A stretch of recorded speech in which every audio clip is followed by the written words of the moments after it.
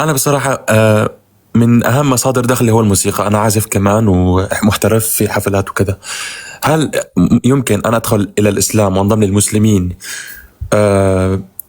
وأنا أخذ هذه الأشياء معي، أم يجب أن أتركها خلفي مثل الموسيقى، أو يعني هي مهنتي الخاصة؟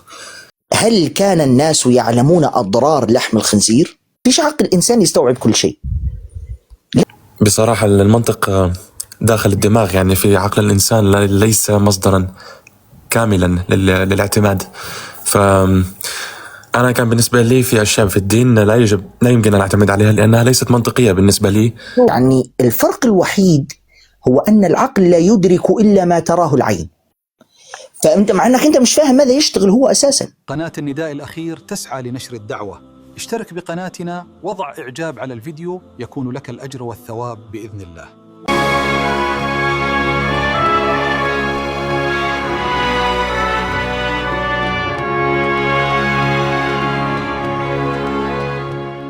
مرحبا، ما دينك؟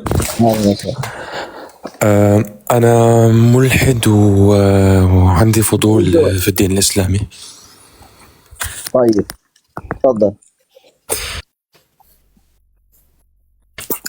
أنا على وشك يعني الانضمام لدين الإسلام، ولكن عندي بعد في عدة مسائل بالنسبة لي غير منطقية صراحة. ممكن أطرحهم عليك؟ أنت من أي خلفية جاي؟ أنا مسلم سابق، أهلي مسلمين، ولكن أصبحت ملحد لأني عشت في بلد غربي.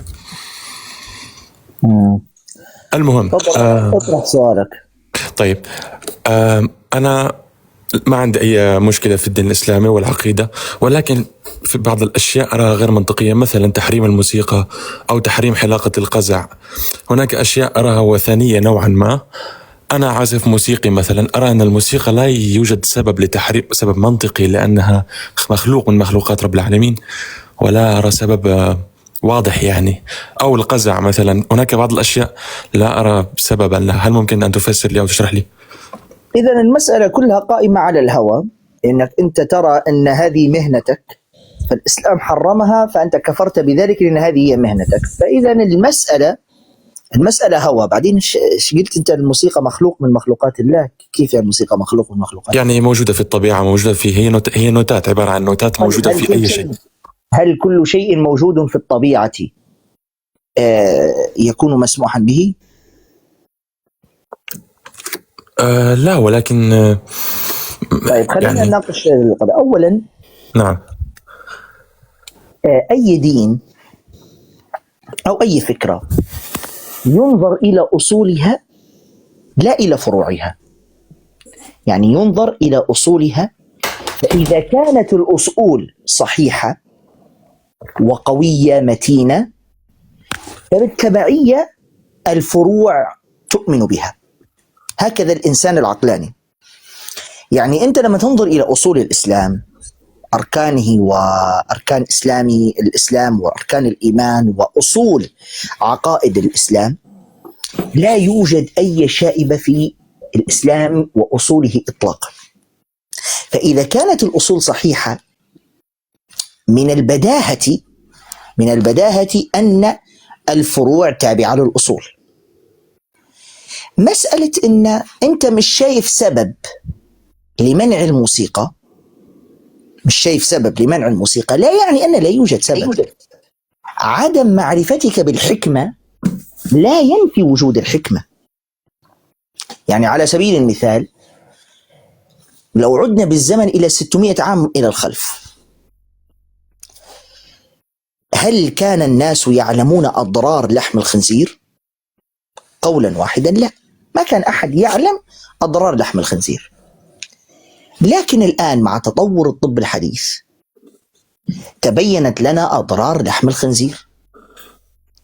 فالذين عاشوا قبل 600 سنة سلموا لأمر الله تبارك وتعالى، لأنهم يعلمون أن الله عز وجل لا يحرم شيئا إلا لصالحهم، رغم عدم معرفتهم بالحكمة من تحريم لحم الخنزير. الآن نحن علمنا الحكمة،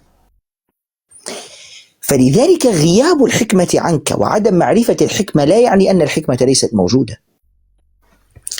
الله تبارك وتعالى حين أنزل أحكاما شرعية،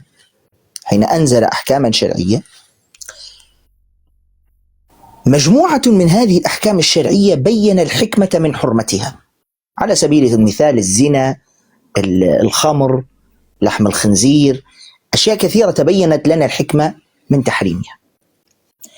لكن في بعض الأحكام الشرعية لم يخبر الله سبحانه وتعالى بالحكمة من تحريمها، وهذا لاختبار المؤمن، هل سيسلم لأمر الله أم يجادل في أمر الله. الذي يفكر بفطرة سوية وعقل سليم بالبداهة الله بين لنا سبحانه وتعالى بعض الأحكام الشرعية الحكمة من تحريمها، كالخمر والزنا ولحم الخنزير وهكذا. فبالبداهة أن باقي الأحكام الشرعية التي حرمها علينا فهي لصالحنا، ويوجد حكمة من تحريمها وإن غابت عنا اختبارا لنا. يعني على سبيل المثال أبوك يعني أمرك بعدة أوامر، يعني لنقل مثلا أبوك أعطاك يعني 10 أوامر لابد أن تطبقها، بين لك يعني ست أوامر، بين لك سبب هذه الأوامر، 6 منها، و4 لم يبين لك السبب وقال لك افعلها. بالبداهة أبي أمرني ب10 أوامر، 6 بين لي الحكمة والسبب منها، و4 أخفاها عني، أنا سأفعل. لماذا؟ لأن بداهة 6 أوامر بين لي الحكمة وتبين أن هذا من صالحي، تمام؟ تبين أن هذا من صالحي، إذا حتى ال4 التي لم يخبرني بها هي كذلك من صالحي، وإن كنت لا أعلم الحكمة من هذه الأوامر، ولله المثل الأعلى. فلذلك هنا الأحكام الشرعية عندنا تستطيع أن تقول تنقسم إلى قسمين: قسم نعلم الحكمة منها، وفي أحكام تشريعية تعبدية محبة لله. يعني مثلا على سبيل المثال، لماذا نحن حين نمسح على الخفين لماذا نمسح على يعني من ظهر القدم وليس بطن القدم؟ خلاص الله عز وجل أمر بذلك، الله هو الذي أمر بذلك. قاعدة أننا من محبتنا لله تبارك وتعالى، هذه اسمها أحكام تشريعية تندرج تحت قوله تعالى سمعنا وأطعنا، التسليم التام لأمر من خلقنا، الذي أمرنا بأحكام تشريعية أخرى تبين أنها إذا فعلناها لصالحنا، وإذا ابتعدنا، وفي أحكام إذا ابتعدنا عنها كذلك لصالحنا.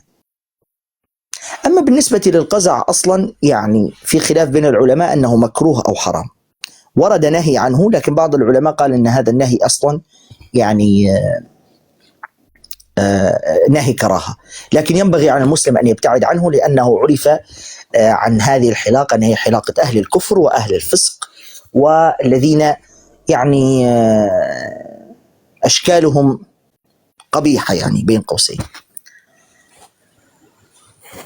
واضح. إذن المسألة عبارة عن إيمان مطلق حتى ولم نفهم ما خلف، يعني السر ما خلف الحكمة، صح؟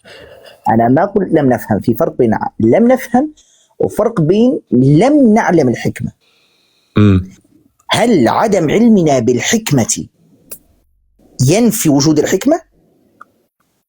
لا. تمام، هذه المسألة. كذلك أنت تريد أن تأخذ المسألة من الناحية العقلية، وهذه شرحتها أنا كثيرا. العقل هو عضو في جسد الإنسان مثله مثل سائر الأعضاء في جسد الإنسان، له حدود معينة. يعني أنت تستطيع أن تمشي برجلك 1000 كيلو متواصل؟ لا مستحيل. هل تستطيع أن تمشي بنفس هذه الرجل 10 أمتار؟ نعم. إذا ما الذي اختلف؟ هي نفس الرجل، بس هذه الرجل لها حدود معينة، لها حدود معينة. كذلك العقل لا يستوعب أي شيء، ما فيش عقل إنسان يستوعب كل شيء، لا بد من التسليم على فكرة. يعني مسألة التسليم موجودة حتما، مسألة التسليم موجودة حتما في كل شيء. تمام. يعني أنت أسألك معلش، أنت لماذا لما حين تذهب إلى طبيب الأسنان أنت فاهم ما يقوم به طبيب الأسنان؟ لا. طيب لماذا مسلم أسنانك له؟ لأنه خبير في الموضوع يعني. خبير وثقة. نعم. خبير وثقة، أنت واثق فيه، فأنت مع أنك أنت مش فاهم ماذا يشتغل هو أساسا. وهذا بس طب الأسنان، أنا مش هدخلك في العمليات الجراحية. أنت لما تركب طائرة تصعد بك إلى السماء وتذهب في هذه الخطورة الشديدة، أنت فاهم الكابتن الطيار كيف سيقود السيارة ومن هذا أصلا؟ أساسا أنت ما بتعرفش وين هذا الكابتن أصلا، أنت بس لأنك واثق في هذه شركة الطيران من ناحية ثقة فذهبت. كذلك القبطان وغيره، الذي يكذب عليك يقول لك كل شيء لازم يكونوا عارفين الحكمة منه وفاهمين، هذا يكذب على نفسه. في شيء يعني سواء في الدين أو خارج الدين اسمه التسليم، اسمه التسليم في كل علم من العلوم على فكرة.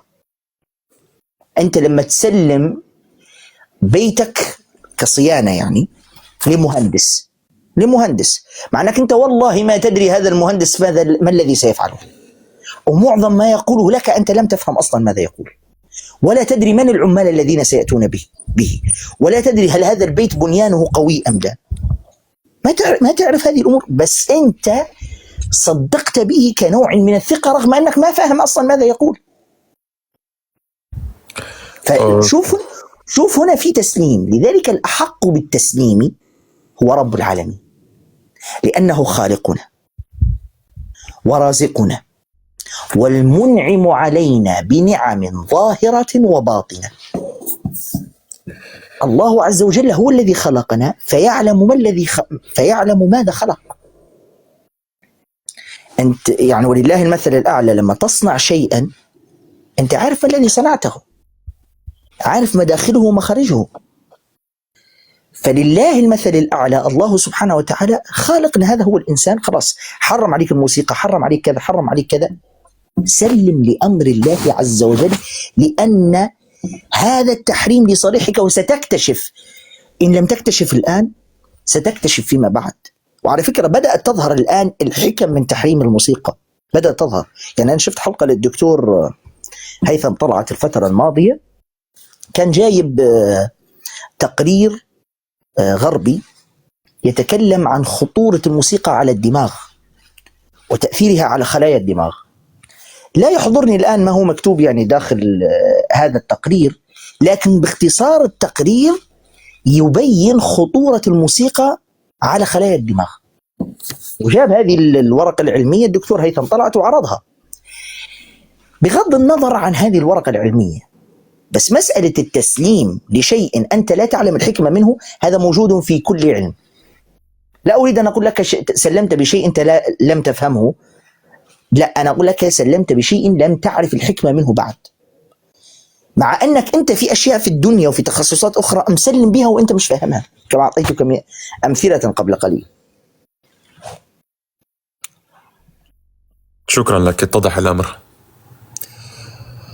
يعني مقتنع أم لا؟ نعم بصراحة اقتنعت. أنا كنت متوقع أن العقل وحده كافي للاعتماد عليه، ولكن بصراحة المنطق داخل الدماغ، يعني في عقل الإنسان ليس مصدرا كاملا للاعتماد. فأنا كان بالنسبة لي في أشياء في الدين لا يمكن أن أعتمد عليها لأنها ليست منطقية بالنسبة لي، ولكن أنا فهمت الفكرة.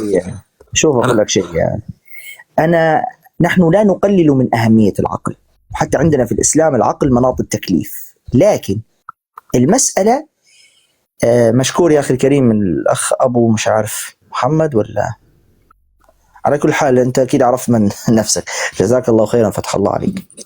المهم نحن لا نقلل من أهمية العقل، لا نقلل من أهمية العقل، ولكن نعطي أبو همام، جزاك الله خيرا أبو همام، نعطي العقل حده ولا نكلفه فوق طاقته.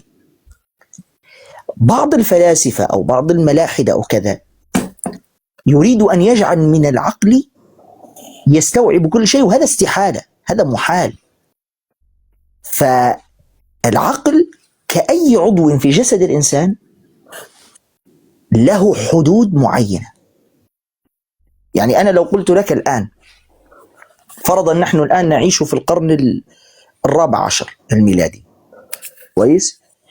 لو أنا قلت لك نحن الآن موجودين في القرن 14 ميلادي، تمام؟ وقاعد أنا وياك ندردش، فقلت لك يا عزيزي في تيك توك، في جستات، في بث مباشر، في قنوات تلفزيونية، وفي تلفزيون، وفي هاتف يقرب البعيد، نتكلم نحن واحد في الأرجنتين وواحد في مصر يتكلموا مع بعضهم، تمام؟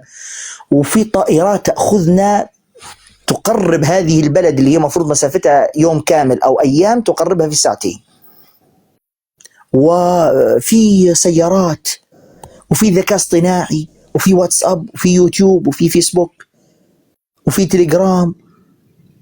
السؤال، أنت ستستوعب ذلك وأنت في القرن 14؟ لا لا لا. لماذا؟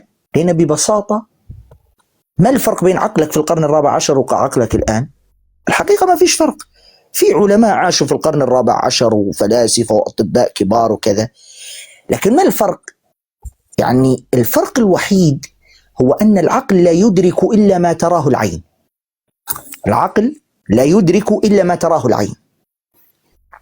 فلذلك أنت الآن مستوعب هذه القضايا كلها، تلفاز وهاتف وطائرات وسيارات ويعني يوتيوب وفيسبوك، وهذه الاختراعات كلها مستوعبها لأنك رأيتها بعينك. نحن لماذا نذهب بعيدا؟ لو أنت عدت بالزمن إلى 20 سنة إلى الوراء وقلت للناس أن في شيء اسمه ذكاء اصطناعي يتحدث بصوتك ولست أنت المتحدث، ويظهر صورتك ولست أنت الظاهر في الصورة، تمام؟ ويركب عليك أشياء مستحيل أنت تستوعب. قبل 20 سنة بس لن تستوعب ذلك. الآن أنت مستوعب هذا لأن خلاص صار يعني بداهة وتراه بعينك.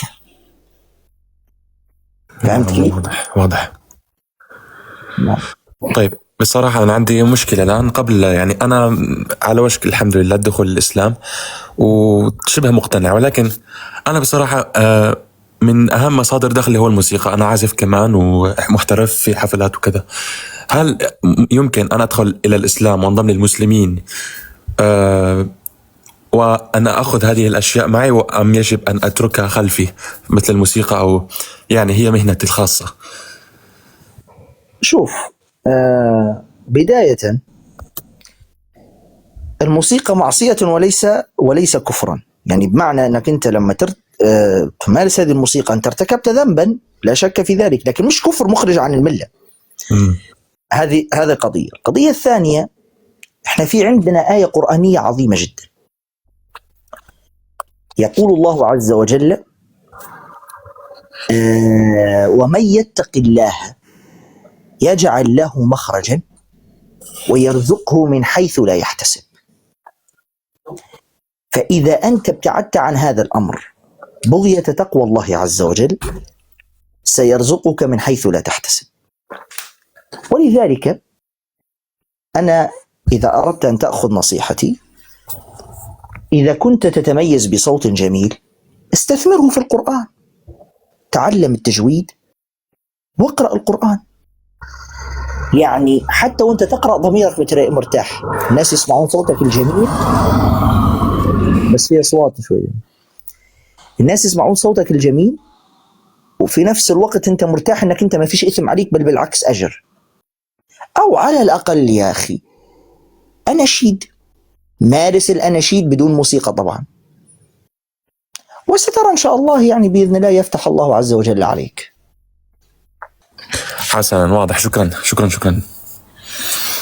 في سؤال آخر عندك؟